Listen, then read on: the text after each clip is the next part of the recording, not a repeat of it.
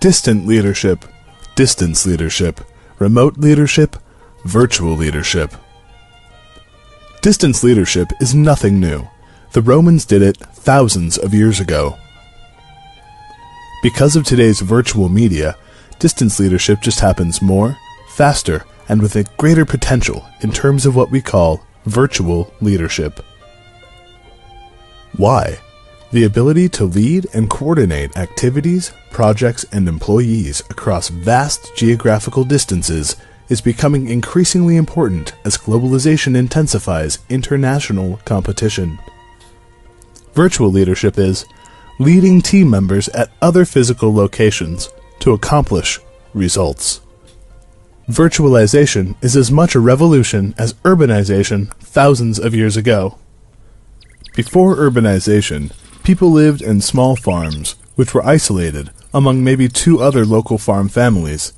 The people on these farms knew each other. They had been living there all their lives as farmers and hunters. When a stranger came out of the forest, they were either killed or at least chased out of the private territory. With urbanization, the farmers moved into cities. Industry and trade began. People started to do business with each other and also with strangers. They even lived in houses with neighbors that they didn't know. They were establishing new kinds of relationships that they had never experienced before. They had to learn and practice this new way of living and relating to other people. With virtualization, the same thing actually happens. Because of the virtual media, we now have virtual relationships. We do shopping, networking, net dating, knowledge sharing, collaboration, and leadership in the virtual community.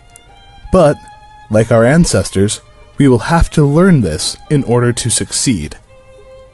Effective virtual leadership starts with a radical questioning of basic concepts and the underlying assumptions behind them. Assumptions to challenge.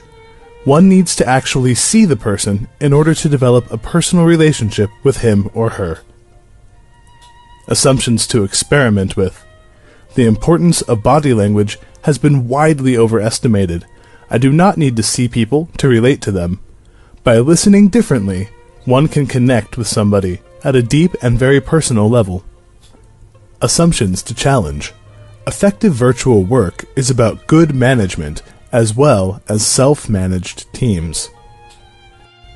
Assumptions to experiment with. Develop strong relationships. Leading is about relating. Designing new ways of communicating where the formal and the informal can coexist all at the same time. Assumptions to challenge. To be able to trust somebody, I need to have met the person face to face first. Assumptions to experiment with. Trust does not require any previous face-to-face meetings. Assumptions to challenge. Virtual media are impersonal, which means that I must be present to convey the difficult messages. Assumptions to experiment with. Virtual media are an extension of your physical presence, and in general, you need to be much more present and personal in your use of virtual media. On the whole, with this understanding, we see virtual leadership as not only development of managers, but development of better virtual collaboration that enables virtual teams to create better results.